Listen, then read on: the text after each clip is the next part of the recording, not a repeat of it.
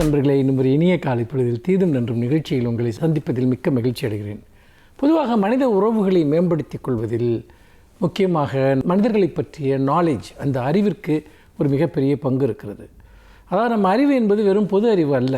மனிதர்களோடு எப்படி பழகுவது, எப்படி பேசுவது, நம்மை பற்றிய நன்மதிப்பை எப்படி உருவாக்குவது, நம்மோடு பேசுகிற மனிதர்களை நாம் எவ்வாறு மதிப்பிடுவது, அதே போல் சிறந்த மதிப்பீடுகளை நாம் மற்றவர்களிடம் எப்படி உருவாக்குவது, இது எல்லாமே இன்றைக்கு தொடர்ந்து ஒரு மிகப்பெரிய ஆர்ட், ஒரு பெரிய கலையாக இன்றைக்கு போதிக்கப்படுகிறது. அதை பற்றி ஏராளமான புத்தகங்கள் எழுதப்படுகின்றன.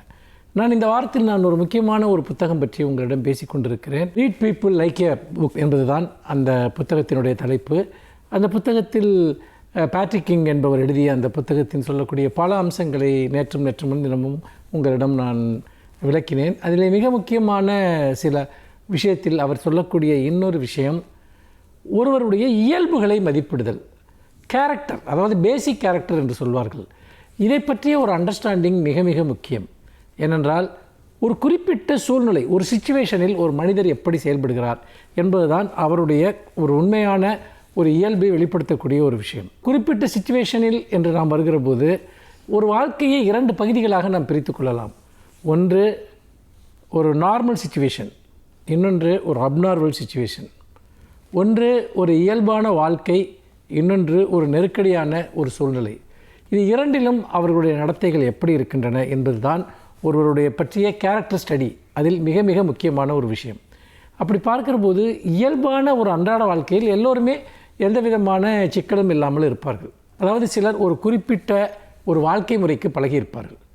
உதாரணமாக ஒரு சிறிய வட்டத்திற்குள்ளாக அவர்களுடைய வாழ்க்கை முறை இருக்கும். அந்த சிறிய வட்டத்திற்குள்ளேயே அவர்களுடைய நட்பு, மற்ற உறவுகள் எல்லாமே இருக்கும். அதாவது ஒரு பணியிடம், ஒரு குறிப்பிட்ட சில நண்பர்கள், ஒரு குறிப்பிட்ட சில சூழல், இதற்குள்ளாக அவர்கள் ஒரு விதமான ஒரு நடத்தைக்கு அவர்கள் பழக்கப்பட்டிருப்பார்கள். அதில் அவர்களுக்கு எந்த விதமான பெரிய பிரச்சனையும் கிடையாது. ஆனால் ஒரு புதிய சூழலில் ஒரு மனிதர் எப்படி நடந்து கொள்கிறார், இது மிக மிக முக்கியம். அதுதான் அவருடைய உண்மையான ஒரு வலிமை. அதாவது ஒரு மீன் குஞ்சு தண்ணீரில் நீந்துவது என்பது அது ஒரு பெரிய விஷயம் கிடையாது. தண்ணீருக்கு வெளியேயும் அது சர்வைவ் ஆக முடியுமா என்பது தான் கேள்வி. அப்படி இருக்கிற போது சிலரால் தாங்களுக்கு நன்கு பழக்கமான சூழலை விட்டு வெளியே ஒரு சூழலுக்கு சென்றாலே தங்களை எப்படி தக்க வைத்துக் கொள்வது என்பது ஒரு மிகப்பெரிய பிரச்சனையாக மாறிவிடும். அவர்கள் உண்மையிலேயே குழம்பி போய் விடுவார்கள். இதை எப்படி இந்த சிச்சுவேஷனை நாம் சமாளிக்கப் போகிறோம், எப்படி இதை நாம் செய்ய போகிறோம், ஒன்றொன்றுமே அவர்களுக்கு பிரச்சனையாக தோன்றும்.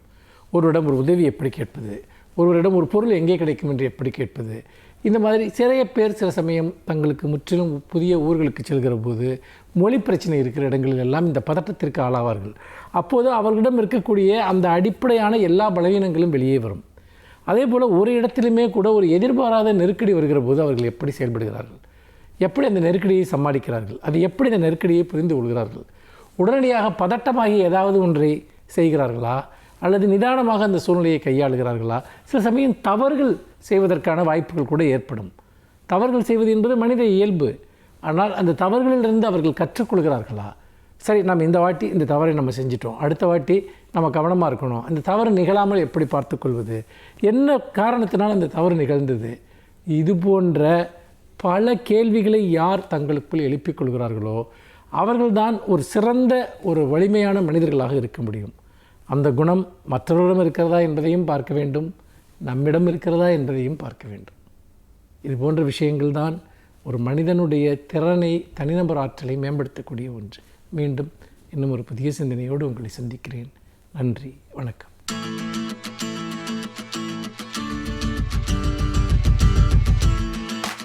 அனைவருக்கும் என் அன்பு வணக்கம். மிகப்பெரிய கட்டுரைகளை அல்லது ஒரு மிகப்பெரிய நூலை படிக்கிற போது ஏற்படாத தாக்கம் கூட சில நேரங்களில் சில வரிகளை படிக்கும்போது நமக்குள் வந்து சேரும். பிரான்சிஸ் கிருபா என்று ஒருவர் ஒரு கவிதை எழுதியிருக்கிறார். அவர் புத்தகங்களில் வந்திருக்கிறதா என்று எனக்கு தெரியாது. இன்னொரு நூலில் மேற்கோளாக அதனை நான் படித்தேன். 4 வரிகள் தான், அல்லது ஒரு சொல்லை இன்னொரு வரி என்று எடுத்துக்கொண்டால் 5 வரிகள் தான்.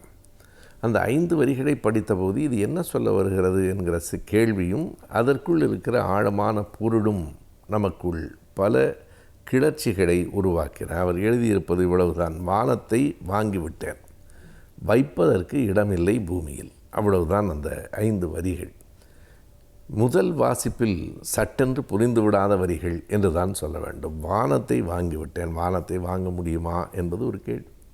வானத்தை வாங்கிவிட்டேன், வைப்பதற்கு இடமில்லை பூமியில் என்று அந்த கவிதை வரிகள் சொல்லுகின்றன. இது ஒரு குறியீட்டு கவிதை என்று நாம் சொல்லலாம். இந்த சொற்கள் எல்லாமே அடையாளங்கள், சிம்பல் என்று நாம் குறிப்பிடுகிற ஒரு கட்டத்தில் மேலை நாட்டில் கவிதைகளில் சிம்பாலிசம் என்றே ஒரு இயக்கமே இருந்தது. அதாவது வெறும் உருவகங்களை கொண்டு படிவங்களை கொண்டு எழுதப்படுகிற கவிதைகள் இமேஜிசம் என்கிற அந்த சிந்தனை போக்கில் வந்தவை என்றால், இவை சிம்பாலிசம் என்கிற அதை ஸ்கூல் ஆஃப் தாட் என்று சொல்லுவார்கள். அந்த சிந்தனை போக்கில் வந்தது. இந்த கவிதை அந்த மரபை சார்ந்தது என்று கூட நாம் சொல்லலாம். வானத்தை வாங்கினேன், அதாவது வானம் என்பது ஒரு குறியீடு. மிகப்பெரிய நம்முடைய அளவில் அடங்காத சிந்தனையிலும் விரிந்திருக்கிற எல்லாவற்றையும் நாம் வாங்கிவிட வேண்டும் என்று நினைக்கிறோம். இந்த கவிதை எதை பற்றி பேசுகிறது என்றால், இன்றைக்கு மிக கூடுதலாக வளர்ந்து கொண்டிருக்கிற நுகர்வு கலாச்சாரம் பற்றி பேசுகிறது. கன்சியூமிங் கல்ச்சர் என்று சொல்லுகிறோமே, அந்த நுகர்வு கலாச்சாரம் பற்றி தான் இந்த கவிதை சொல்லுகிறது. மனம் ஆசைப்படுகிறது, எல்லாவற்றுக்கும் ஆசைப்படுகிறது. ஆனால் தேவையற்றவைகளை வாங்கி கொண்டே போவதால் நம் வாழ்க்கை நிறைவடைவதில்லை. இன்னும் சொன்னால், இப்படிப்பட்ட தேவையற்ற பொருள்களை வாங்கி குவிப்பதால் மன உளைச்சல் தான் நமக்கு வருகிறது. அதனால் மகிழ்ச்சி வரவில்லை. நாம் பார்க்கிறோம், நிறைய சொத்துடையவர்கள் பலர் கவலையாக இருப்பதையும், அடுத்த வேளை சோற்றுக்கு வழி என்ன என்று தெரியாத சிலர் மகிழ்ச்சியாக இருப்பதையும் பார்க்கிறோம். அப்படியானால் மகிழ்ச்சி என்பது பணம் சார்ந்ததாகவோ பொருள் சார்ந்ததாகவோ இல்லை, மனம் சார்ந்ததாக இருக்கிறது. இப்படி நான் சொல்வது பொருள் வேண்டாம், யாரும் எந்த பொருளையும் வாங்க வேண்டாம், எந்த பணத்தையும் சேர்க்க வேண்டாம் என்னும் பொருளில் இல்லை. அப்படி இந்த உலகத்தில் வாழ முடியாது. நமக்கு தேவைகள் என்ன என்பதை நாம் தெளிவாக தீர்வு செய்து கொள்ள வேண்டும். எப்போதும் தேவைகளை தாண்டி ஆசைகளுக்காக வாங்க தொடங்குகிற போது அது அல்லலில்தான் வந்து முடியும் என்பது இயற்கையானது. என்றைக்கும் எப்போதும் பணமானாலும் பொருளானாலும் ஒரு அளவை தாண்டுகிற போது அவை நம்மை பாதுகாக்காது, நாம் அவற்றை பாதுகாக்க வேண்டிய கட்டாயம் வரும். அப்படி பாதுகாக்க முடியாத சிரமங்களும் வரும். நாம் பார்க்கிறோம், செய்தித்தாள்களிலே பார்க்கிறோம், ஒருவருடைய வீட்டில் 42 கோடி ரூபாய் அங்கிருந்து கணக்கில் வராத பணம் பறிமுதல் செய்யப்பட்டது. என்ன வியப்பாக இருக்கிறது என்றால், 42 கோடி ரூபாயை அவர் வெறும் பணமாக வைத்து கொண்டிருக்கிறார் என்றால், அவருடைய வங்கி கணக்கில் அல்லது சொத்துகளின் வடிவில் இன்னும் எவ்வளவு கோடி ரூபாய் இருக்கும் என்பதை எண்ணி பார்க்கலாம். ஏறத்தாழ 1000 கோடி 10,000 கோடி பணம் வைத்திருக்கிறார் என்றால் அவர் வானத்தை வாங்கிவிட்டார் என்றுதான் பொருள். ஆனால் வைப்பதற்கு இடமில்லை இந்த பூமியில். இந்த பூமியை விட பெரிதாக பொருள்களையும் பணத்தையும் சேர்க்கிறவர்கள் பணத்தால் வீட்டை நிரப்பலாம், ஆனால் மகிழ்ச்சியால் மனத்தை நிரப்ப முடியாது என்பதை புரிந்து கொள்வதற்கு இந்த 4 வரிகள் நமக்கு பயன்படுகின்றன.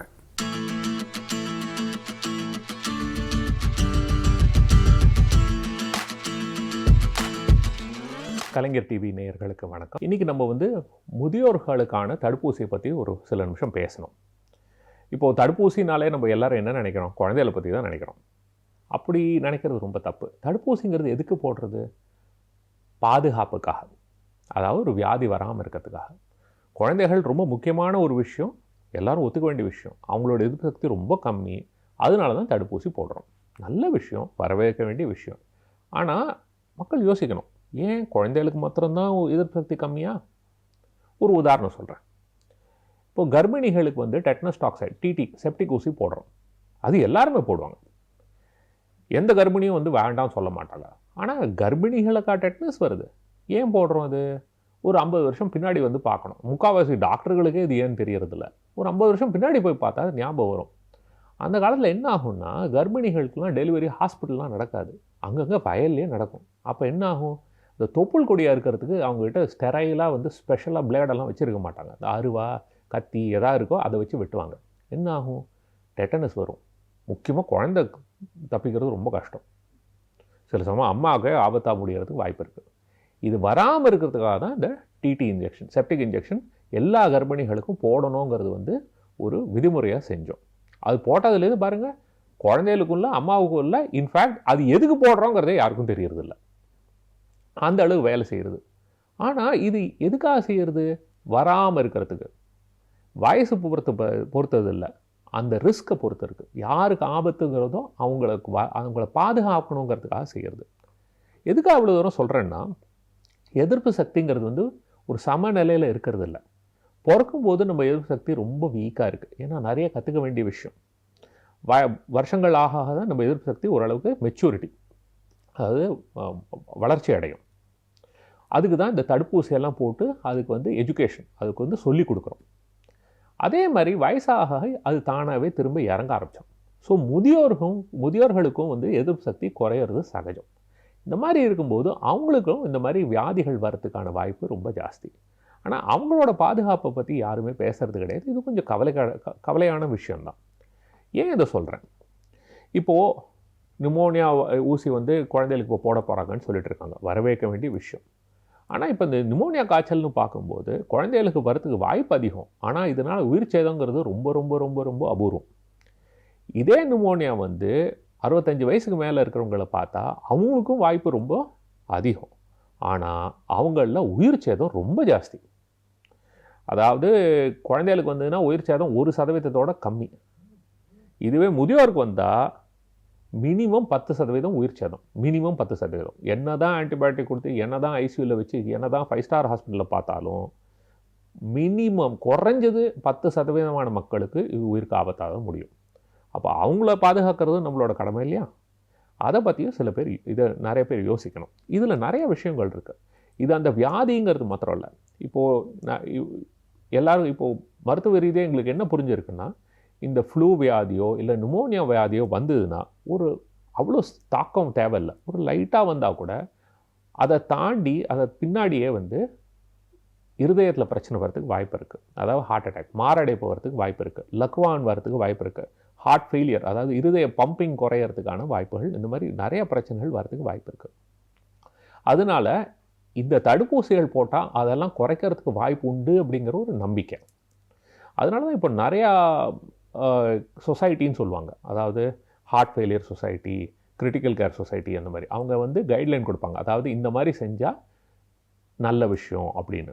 அவங்க எல்லாருமே என்ன சொல்கிறாங்கன்னா, முதியோர்களுக்கு தடுப்பூசி போடுறது ரொம்ப ரொம்ப முக்கியம். இதனால் தேவையில்லாத உயிர் சேதத்தை குறைக்க முடியும், தேவையில்லாத பல பிரச்சனைகளையும் குறைக்கிறதுக்கு வாய்ப்பு இருக்குது. அதாவது லக்வான்லேருந்து மாரடைப்புலேருந்து நிறையா விஷயத்தை குறைக்க முடியும்னு ஒரு நம்பிக்கை. முக்கியமாக எல்லாருக்குமே தெரிஞ்ச விஷயம், ஒரு முதியோருக்கு வந்து ஹாஸ்பிட்டலில் போய் சேர்ந்தால் அவங்க படுற அவஸ்தை எல்லாருக்குமே தெரியுமே. ஏன்னா ஹாஸ்பிட்டல் போய் சேர்ந்தால் ஒரு வியாதிக்காக போய் சேருவாங்க, பல வியாதிகள் வந்து சேரும். கீழே விழுந்து இடுப்பு உடையும், ரத்த கட்டி வரும், மூளையில் ஏதாவது பிரச்சனை வரும், இந்த மாதிரி எத்தனையோ பிரச்சனைகள் வரதுக்கு வாய்ப்பு இருக்குது. ஸோ கூடுமான வரைக்கும் நம்ம ஆஸ்பத்திரி போகாமல் நம்ம பாதுகாத்துக்கு தான் ரொம்ப ரொம்ப முக்கியம். அதில் தடுப்பூசியும் ஒரு முக்கியமான ஒரு பாகமாகும்.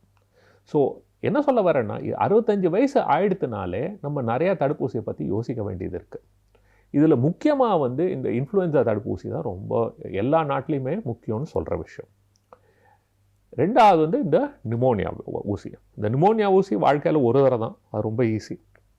ஆனால் இந்த ஃப்ளூ ஊசி வந்து வருஷத்துக்கு ஒரு தடவை. ஏன்னா இந்த ஃப்ளூங்கிறது வந்து வருஷம் மாறுறதுனால அதுக்கு தகுந்த மாதிரி ஊசியும் மாறும். வருஷம் போடுறது ரொம்ப நல்லது. இதில் சைடு எஃபெக்ட்னு ஒன்றும் பெரிய விஷயமே கிடையாது, ரொம்ப ஈஸியானது. கர்ப்பிணிகளுக்கே கொடுக்குறோம், அந்த மாதிரி இருக்கும்போது ஏன் கவலைப்படணும்? சின்ன சின்ன குழந்தைகளுக்கும் கொடுக்குறோம். அதனால் இதை பற்றி கவலைப்படவே வேண்டாம். இது நல்ல ஒரு எஃபெக்ட், அதாவது இதனால் பயன் நிறையா இருக்குது. இதை பற்றி தேவையில்லாமல் யோசிக்கக்கூடாது. இதை தவிர மற்ற சில பேருக்கும் இதை பற்றியெல்லாம் யோசிக்கணும். என்ன, ஏற்கனவே உடலில் வந்து சில வியாதிகள் இருக்கிறவங்க, அதாவது சிறுநீரக பிரச்சனை இருக்கிறவங்களுக்கு எதிர்ப்பு சக்தி கொஞ்சம் பிரச்சனை தான். அவங்களுக்கு அடிக்கடி பல இன்ஃபெக்ஷன் வரதுக்கு வாய்ப்பு இருக்குது. அதே மாதிரி இருதய வியாதி இருக்கிறவங்க, நுரையீரலில் பிரச்சனை இருக்கிறவங்க, ஈரலில் பிரச்சனை இருக்கிறவங்க, இப்போது கல்லீரல் மண்ணீரல் அந்த மாதிரி வியாதிகள் ஏதாவது இருந்ததுன்னா, இந்த மாதிரி இல்லை எதிர்ப்பு சக்தி கம்மியாக இருந்ததுன்னா, கேன்சர் வைத்தியம், ஸ்டீராய்டு வைத்தியம், எய்ட்ஸ் வியாதி, இந்த மாதிரி வியாதிகள் இருந்தாலுமே எதிர்ப்பு சக்தி கொஞ்சம் மற்றவங்களோட கொஞ்சம் கம்மி தான். இந்த மாதிரி மக்களுக்கு வந்து இந்த மாதிரி தடுப்பூசி போடுறதுங்கிறது ரொம்ப நல்ல விஷயம். பிற்காலத்தில் பிரச்சனை வராமல் பாதுகாக்கலாம். இப்போது இந்த பிரச்சனை வந்தால் நம்ம ட்ரீட்மெண்ட் எடுக்கலாமே, இதுக்கெல்லாம் வைத்தியம் இருக்கேன்னு நிறைய பேர் சொல்கிறாங்க. ஆனால் ஒன்று ஞாபகம் வச்சுங்க, வருமுன் காப்போம் தான் நல்லது. வந்த பின் நம்ம அவஸ்தைப்படுவோம், வைத்தியம் பண்ணுவோம்னா தடுப்பூசியோட வேலை எங்கே, ஒரு வியாதியோட வைத்தியத்தோட வேலை எங்கே? ரெண்டாவது, என்னதான் பர்ஃபெக்ட் வைத்தியம் பண்ணாலும் நான் சொன்ன மாதிரி ஒவ்வொரு வியாதியிலும் ஓரளவுக்கு உயிர் சேதம் இருக்குது. அதை குறைக்க முடியாது. அதை குறைக்கணும்னா அதுக்கு ஒரே வழி வராமல் பார்த்துக்கிறதுக்கு தான். ஸோ இப்போ வீட்டில் வந்து நீங்கள் எவ்வளோக்கு எவ்வளோ குழந்தையெல்லாம் நீங்கள் வந்து பாதுகாப்பாக பார்த்துக்கிறீங்களோ, அவங்களுக்கு வந்து தடுப்பூசியெல்லாம் போட்டு அவங்க உடம்பை நன்னா பார்த்துக்கிறீங்களோ, அதே மாதிரி உங்கள் வீட்டில் இருக்கிற முதியோரையும் கொஞ்சம் கவனிக்கிறது ரொம்ப நல்ல விஷயம். அவங்களுக்கு இதுக்கு தகுந்த மாதிரியான தடுப்பூசிகள்லாம் போட்டு அவங்களோட ஆரோக்கியத்தையும் நம்ம நன்னா கவனிச்சுட்டோம்னா அவங்க வந்து மேற்கொண்டு யார் மேலேயும் பாரமாக இல்லாமல் ஒரு சுதந்திரமாக இருக்கிறதுக்கு ஒரு நல்ல வாய்ப்பு இருக்குது. இது பொதுமக்கள் எல்லாரும் உணரணும். நன்றி, வணக்கம்.